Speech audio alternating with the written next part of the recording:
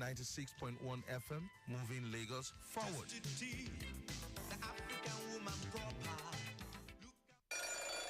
It's 12 noon. This time is brought to you by Rwand Air. For booking and reservation, please call 0127999018 or visit our website www.rwandair.com.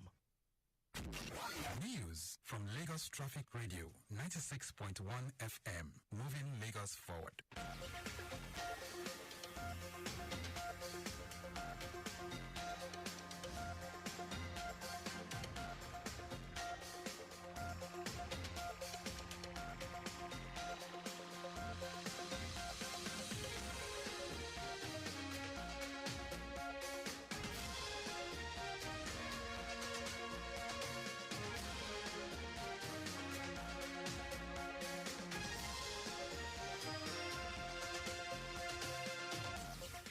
Good day, here is the news at noon. First, the highlights.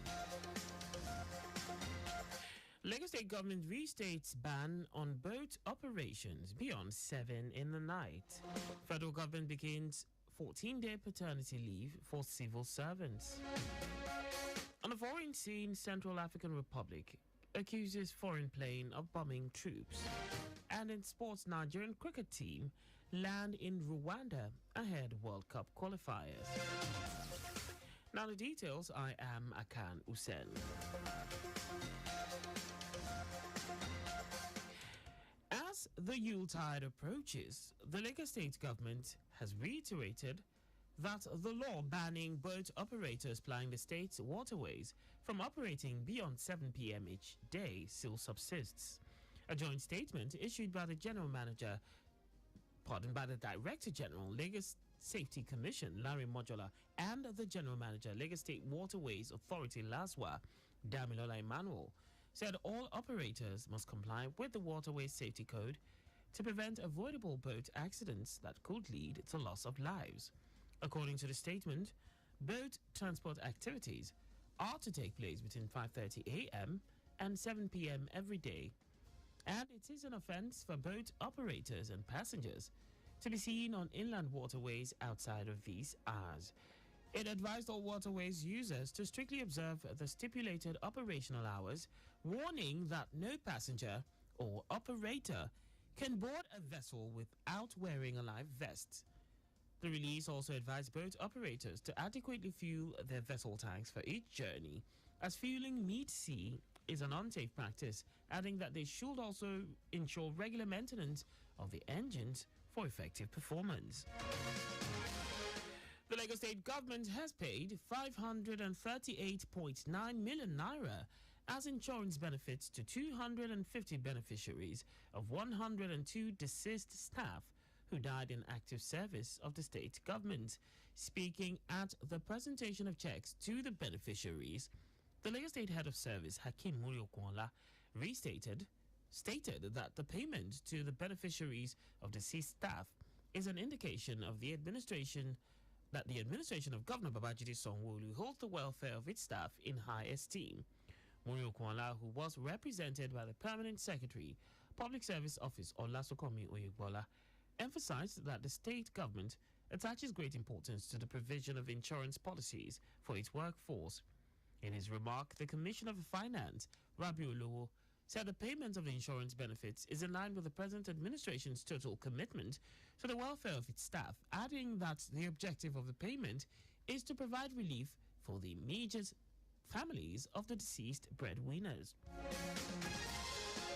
Anambra State Governor Chukwuma Soludo has called on traders and business owners in the state to insure their businesses against emergencies. Soludo stated this through his deputy, Onyeka Chukwu Ibezim, who represented him at the scene of the fire incident on Kano Street beside Main Market, Onitsha. The governor said the visit was to physically assess the extent of damage done with a view to preferring preventive solutions in the future. While sympathizing with the victims of the disaster, he said a meeting between the state government and market leaders will be convened to seek for permanent solution.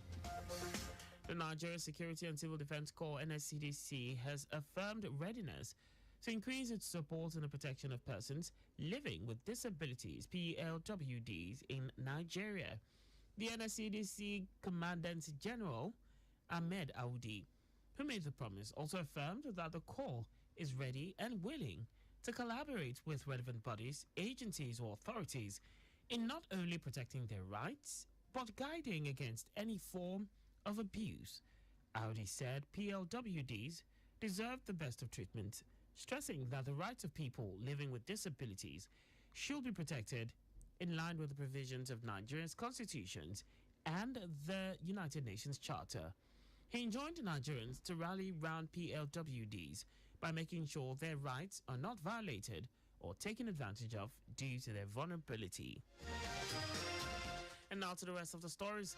The federal government has approved the commencement of a 14-working-day paternity leave for federal civil servants. The head of the Civil Service of the Federation, Folashade Yemiason, in a circular titled Computation of Leave Based on Working Days and Approval of Paternity Leave in the Public Service, said this was in line with the provisions of the Public Service Rules 2021 edition. Yemiason said the request for such leave shall be accompanied by the expected date of delivery's report of the officer's wife or evidence of approval of the adoption of the child by the relevant government bodies. She also said the leave shall not be more than once in 2 years and for a maximum of 4 children. The National Primary Healthcare Development Agency, NPHCDA, says Nigeria is yet to meet its 70% target coverage for the COVID-19 vaccines. NPHCDA Executive Secretary Faisal Shuaib, who made this known, said Nigeria is 21.6 million eligible persons away from reaching the target of fully vaccinating 70% of its eligible population by December 2022. Shuaib said 13.2% of fully vaccinated persons in the country have received the COVID-19 booster dose for additional protection against the virus, while commending the COVID-19 strategy group for achieving 50% vaccination coverage in the country. Shuaib directed the team to intensify efforts towards the attainment of at least 70% of the country's targeted population to achieve herd immunity on COVID-19. And now to foreign news. Government of the Central African Republic says a plane from an unidentified country has bombed a military camp in the town of Bosangwa. There have been separate reports of fighting in the same area involving the rebel group Coalition of Patriots for Change. The government statement said the plane had also dropped explosive on a base belonging to allies, a term often used to describe Russian mercenaries before heading north. It said there had been material damage but did not mention casualties. Hundreds of fighters from the private Russian security group Wagner have been helping CAR's military to fight rebels. Now sports. Nigeria's men's senior cricket team, the Yellow Greens, is expected to arrive in Kigali, the capital of Rwanda, for the 2024 ICC Men's T20 Africa Sub-Region B World Cup qualifier later today. The team arrived Rwanda via Zimbabwe, where they embarked on a week-long training tour with 4 warm-up games at Midwest Rhinos Cricket Club in Kwekwe. Nigeria won the series 3-1. Upon the arrival of all teams today, technical meetings will follow on Wednesday, while action will begin on Thursday with 4 games per day till December 9.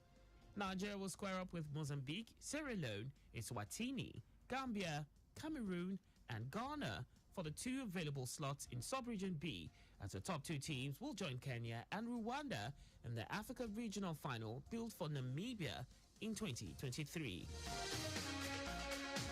And that's all for the news at noon. Always make use of pedestrian bridges where available. You can listen to Lagos Traffic Radio on our website, www.trafficradio961.ng, and follow us on our various social media platforms: Twitter, Lagos Traffic 961, Instagram, Lagos Traffic Radio 961, Facebook, Lagos Traffic Radio 96.1 FM. On YouTube, subscribe to our channel, Traffic Radio 961. Also, you can now download our app, Lagos Traffic Radio 96.1 FM, from Google Play Store and Apple App Store for more traffic updates. Did you know that the Sanwo-Olu administration distributed free water bottles to state public primary schools for homegrown school feeding program? You can get more details on the Lagos State government website. To end the news, here are the highlights of the major stories. As the Yuletide approaches, the Lagos State government has reiterated that the law banning boat operators planning the state's waterways from operating beyond 7 p.m. each day still subsists. The federal government has approved the commencement of a 14-working-day paternity leave for federal civil servants. We also told you that the government of the Central African Republic says a plane from an unidentified country has bombed a military camp in the town of Bosangwa. And in sports, Nigeria's men's senior cricket team, the Yellow Greens, is expected to arrive in Kigali, the capital of Rwanda, for the 2024 ICC Men's T20 Africa Sub-Region B World Cup qualifier later today. For contact with the newsroom, please send a message to newsroom@trafficradio961.ng. And that ends the news broadcast compiled by Abiola Fabolagun. I am Akan Usen. Thanks for listening and please stay safe. Good afternoon.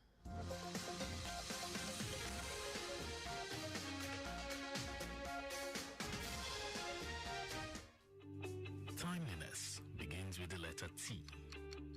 We strive to maintain timeliness in disseminating information to our listeners, and that is why we are reliable. Being the most reliable radio station, providing traffic information in Africa is our vision. Maintaining the A status, which is accurate. Accuracy in serving you real-time traffic situation reports live from the roads in details. We are dynamic in every way. With the use of modern technology and well-motivated workforce, we keep you up to date with information on all modes of transportation, and that has been our objective. Being the first authentic traffic radio station